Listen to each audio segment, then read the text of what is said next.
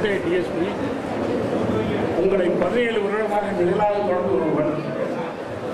எனக்கு ஒரு சந்தேகம், இறைவனுக்கு உருவம் உண்டா இல்லையா என்பதில் தர்க்கம், அது சரியான விளக்கம் தரும். அதாவது அழகான கேள்வி கேட்குறாங்க. இறைவனுக்கு உருவம் உண்டா இல்லையா, அதுக்கு தெளிவான விளக்கம் சொல்லுங்கன்னு கேட்குறாங்க. இது ஏன் இதை கேட்குறாங்கன்னு கேட்டால், நம்ம மார்க்கத்தினுடைய கடவுள் கொள்கையை இறைவனுக்கு உருவம் இல்லைங்கிற கொள்கை என்று பரவலாக நமக்கு சொல்லித்தரப்பட்டிருக்கிறது. நாவூர் அணிவாவோட பாட்டு படிக்கார். என்ன படிப்பார்? உலக மக்கள் யாவருக்கும் உரிமையானவர், உருவமற்ற இறைவனுக்கு உண்மையானவர் பார். இறைவன் யாரா? உருவமற்ற இறைவன், அதனால் அவனுக்கு உண்மையானவர் என்று அவர் சொல்லி படிப்பார்.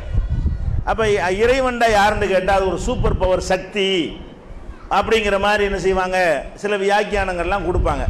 இதையெல்லாம் பார்க்கக்கூடிய, அது போக நம்ம பள்ளிவாசலுக்கு தொழுவ போகிறோம், முன்னாடி ஒன்றையும் காணோம். ஒரு கோயிலுக்கு போனால் முன்னாடி நம்ம வச்சுருக்குறாங்க. புத்த கோயிலுக்கு போனாலும், கிறிஸ்துவ கோயிலுக்கு போனாலும், இந்து கோயிலுக்கு போனாலும், அங்கே கடவுளை வணங்குறதுக்கு முன்னாடி என்ன இருக்கும்? ஒரு தெய்வம்னு ஒன்று ஏதாவது வச்சுருக்குறாங்க. நம்ம பள்ளிவாசலுக்கு போனால் ஒன்றுமே இருக்க மாட்டேங்குதா? அதையெல்லாம் பார்த்த உடனே இறைவன்னா ஒன்றுமில்லாததுக்கு பேர் இறைவன். எப்படி நம்ம விளங்கிட்டோம்? இறைவன்னா சூனியம், ஒன்றுமில்லாத ஒரு விஷயத்துக்கு பேர் தான் இறைவன். நம்ம தப்பாக விளங்கி இருக்கிறோம். இஸ்லாத்தை பொறுத்த வரைக்கும் என்ன சொல்லுதுன்னா, இறைவன் அவனுக்கே உரிய ஒரு உருவத்தில் இருக்கிறான்.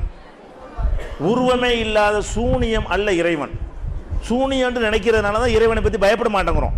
நம்ம எதுக்கு பயப்பட மாட்டோம்? சூனியம் அது என்ன பண்ணிடுறோம் நம்மளை அப்படிங்கிறது தான் நம்ம ஆள் மனசில் இருக்கும். சும்மா பெரிய அல்லாஹ் அக்பர்னு சொல்லி கொண்டாலும் ஒன்றுமே இல்லைன்னு சேர்த்துக்கிட்டு நீங்கள் நம்பும்போது அல்லாஹ் இருக்கிறான், ஆனால் அல்லாஹ் இல்லை. அல்லாஹ் இருக்கிறான், ஆனால் அல்லாஹ் இல்லைன்றதுக்கு அர்த்தம். ஒன்றும் இல்லைன்னு என்ன அர்த்தம்? ஒன்றும் இல்லாததுக்கு பேர் கடவுள்னா அதுக்கே நம்ம பயப்படணும், அது என்ன நம்மளை பண்ணிவிடணும் என்கிற மாதிரி இந்த போட்டு மனசில் போட்டு கடவுளை பற்றிய, இறைவனை பற்றிய, அல்லாஹ்வை பற்றிய ஒரு அச்சம் இல்லாமல் ஆக்கிட்டாங்க. எந்த அளவுக்கு ஆக்கிட்டாங்கன்னா, ஒரு செத்து போன ஒரு ஆள் பேரை சொல்கிறீங்கன்னு வைங்க, அப்படி நெத்தில அசீஸ் அப்படி கண்ணியப்படுத்துவாங்க. அல்லான்னு சொல்லி பாருங்களேன், அல்லான்னு அந்த மரியாதை கூட இல்லை. அல்லாஹ் சொல்லி இருக்கிறான்னா ஒரு நடுக்கணும்ல, உள்ள நடுங்க மாட்டேங்குது. அப்துல் காதர் ஜீலானி சொன்னார்கள், அப்படியே நடுங்கிறான். அது என்னத்தினால?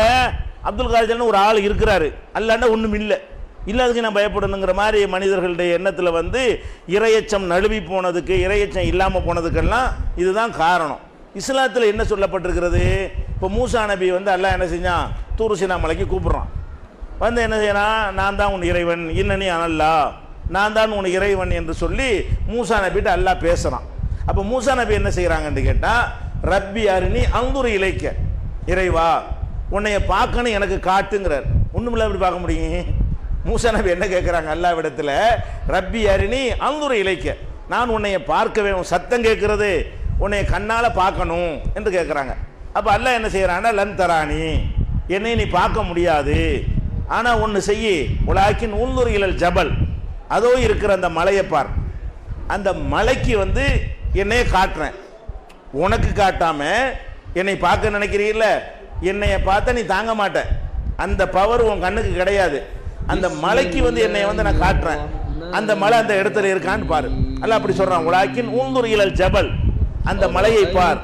இதெல்லாம் குர்ஆன்ல உள்ள விஷயம். ஃபைனிஸ்தகர்ர மகானஹு வஸௌப தரானி, என்னைய பார்த்த பிறகு அந்த மலை அந்த இடத்துல இருந்துருச்சுன்னா அப்புறம் நீ பார்க்கலாம். மலையை பார்க்க முடியலன்னா அப்புறம் நீ எப்படி பார்ப்ப என்று சொல்லிட்டு அல்லாஹ் என்ன செய்யறான்? ஃபலம்மா தஜல்லா ரப்புஹு லில் ஜபல், இறைவன் அந்த மலைக்கு தன்னுடைய காட்சியை வெளிப்படுத்துகிறான். மலைக்கு நேர என்ன செய்யறான்? அவனை காட்டுகிறான். திரையை விலக்கி காட்டும் பொழுது ஜஅலஹு தக்கா, மலை தூள் தூளாக நொறுங்கியது. கர்ர மூசா சயகா, மூசா மூர்ச்சையாகி கீழே விழுந்து விட்டார், மயங்கி விழுந்து விட்டார் நல்லா சொல்றான். அப்ப இறைவனை நம்ம பார்க்காம இருக்கிறதுக்கு, அவன் தன்னை காட்டாமல் இருப்பதற்கு காரணம் என்னன்னு சொன்னா, அந்த பவரை நமக்கு தாங்க முடியாது, எரிச்சிரும். அவ்வளவு பவர்ஃபுல்லான ஒளிமயமான இறைவனாக இருக்கிறான். அவனை நம்மால் என்ன செய்ய முடியாது? இந்த கண்ணை கொண்டு பார்க்க இயலாதுங்கிறதுனால நமக்கு காட்சி தரலையே தவிர இறைவன் அவனுக்கே உரிய ஒரு வடிவத்தோடு இருக்கத்தான் செய்கிறான். அதனால ரசூல் ஸல்லல்லாஹு அலைஹி வஸல்லம் சொல்றாங்க, நீங்கள் மறுமை நாளையில உங்கள் இறைவனை பார்ப்பீர்கள். எப்படி பார்ப்பீங்க? இன்னக்கும் சதரவுன ரப்பக்கும், உங்கள் இறைவனை கியாமத்து நாளில் என்ன செய்வீங்க? எல்லாரையும் விசாரிப்பான்ல அல்லாஹ். அப்ப இறைவனை பார்ப்பீங்க, முழு நிலவை பார்ப்பது போல. முழு நிலவை பார்க்கிறோம்ல, யாராவது யாருக்காவது மறைக்க முடியுமா? சினிமா கொட்டையில் போய் தலையை தூக்கூடான்னு சொல்றீங்களா இல்லையா? தெரியலடா சொல்றீங்களா இல்லையா? ஒருத்தனுக்கு மறைக்கிறான். நிலவுக்கு அப்படி என்னைக்கா சொல்லியிருக்கிறீங்களா? அப்படியே நிலவு மறைக்குதுடா குனிடான்னு சொல்லுவோமா? அதுக்கு ரசூலுல்லாஹ் உதாரணம் சொல்றாங்க. நிலவை எப்படி யாரும் யாருக்கும் மறைக்காமல், யாருக்கும் யாரும் இடைஞ்சல் செய்யாமல் எப்படி அனைவரும் பார்க்கிறீர்களோ அந்த மாதிரி உங்களுடைய இறைவனை நீங்கள் பார்ப்பீர்கள். பார்க்குறேன்னா ஒன்றுமில்ல எப்படி பார்க்குறது? ஒன்றுமே இல்லாமல் எந்த ஒரு உருவமும் இல்லாமல் இருந்தால் அதை போய் இப்படி பார்க்குறது?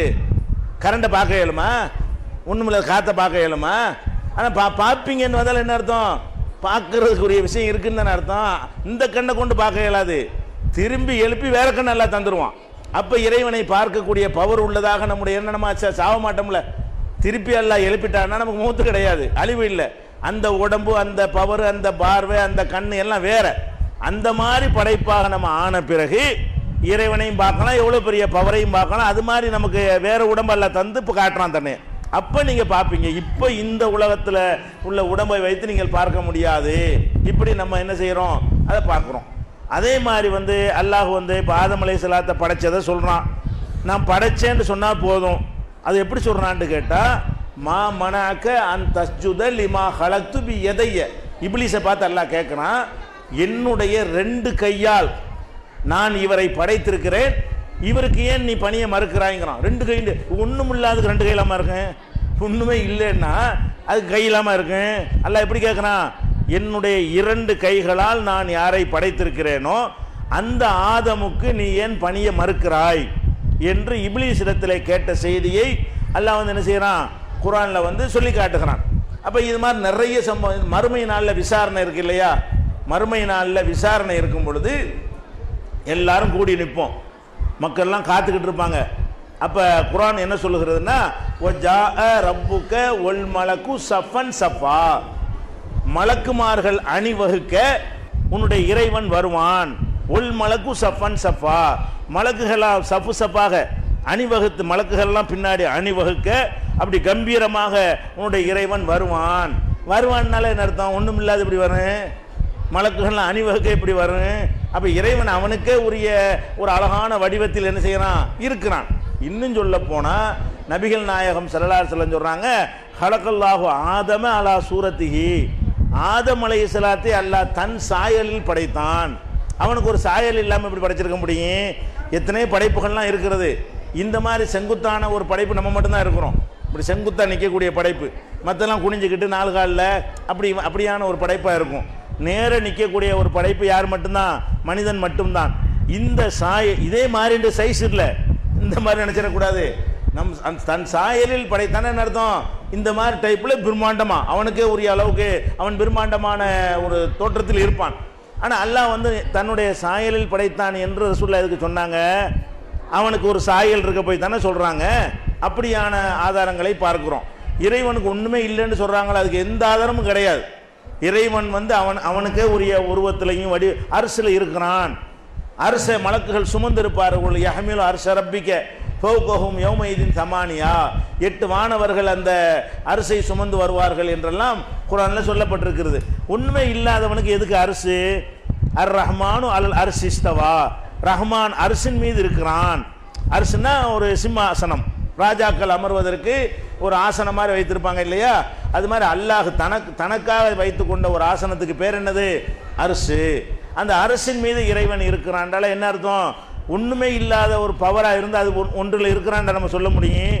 காத்து எங்க பார்த்தாலும் இருக்கிறது, இந்த டேபிள் மேல காத்து இருக்குன்னு நம்ம சொல்லுவோம், அப்படி சொல்ல மாட்டோம். அப்போ ஒண்ணுமே இல்லாம அந்த மாதிரி நம்ம நினைக்கிற மாதிரி இருக்குமையானால் இந்த மாதிரி வார்த்தையெல்லாம் குர்ஆன்ல வந்திருக்குமா? நீங்க குர்ஆன் ஆதிலிருந்து அந்த வரைக்கும் படிச்சீங்கன்னு சொன்னா உருவமே இல்லாத இறைவன்களுக்கு ஒரு ஆதாரம் கூட இருக்காது, ஒரு வரி கூட இருக்காது, ஒரு வார்த்தை கூட இருக்காது. இதெல்லாம் நமக்கு பரம்பரையாக தப்பாக சொல்லி தந்த காரணத்தினால் தமிழ் கூறும் மக்கள் மத்தியில், குறிப்பாக இந்தியாவில் உள்ள மக்கள் மத்தியில் இப்படியான ஒரு கருத்து விதைக்கப்பட்டிருக்கிறது. உருவமற்ற இறைவன், உருவம் எதுன்னு கற்பனை பண்ணிடக்கூடாது. உருவம் நம்ம பார்க்கலைங்கிறதுனால கற்பனை பண்ணிக்கிட்டு வணங்கக்கூடாதே தவிர, கண்டிப்பாக என்னுடைய பிடி கடுமையானது அப்படிலாம் எல்லாம் சொல்லி காட்டுறான். நரகவாசிகளில் ஒரு பிடி அள்ளி சொர்க்கத்தில் எல்லாம் போடுவான், தன்னுடைய கையால் ஒரு பிடி அள்ளுவான், லட்சக்கணக்கான மக்கள் இருப்பாங்க, அப்படி சொர்க்கத்துக்கு எல்லாம் மாற்றுவான்லாம் இருக்கிறது. அப்போ கை இருக்கு எல்லாம் இருக்குன்னு தான் நல்லா சொல்கிறான். வருவான், நடப்பான், பிடிப்பான்னு சொல்லி இது மாதிரி எல்லாம் நிறைய ஏராளமான சான்றுகள் இருக்கிறது. அல்லாஹ்வை சூனியம் நம்புனீங்கன்னு வைங்க, அதுக்கு பேர் நாத்திகம். அதுக்கு பேர் கடவுள் நம்பிக்கை கிடையாது. கடவுளை இல்லைங்கிறதுக்கு நீங்கள் கண்டுபிடித்த வேற வார்த்தை அது. அல்லாஹ் இருக்கிறான் ஆனால் இல்லை, அதான் அதுக்கு அர்த்தம். அப்போ அந்த நாத்திகத்துடைய சாயலோட உள்ள ஒரு இறை நம்பிக்கை இருக்கிற காரணத்தினால தான் நமக்கு பயம் வர மாட்டேங்குது, அல்லாஹ் பற்றி என்ன அச்சம் வர மாட்டேங்குது. நம்ம முன்னாடி அல்லாஹ் இருக்கிறான்டா கூட அப்படி வர முடியல.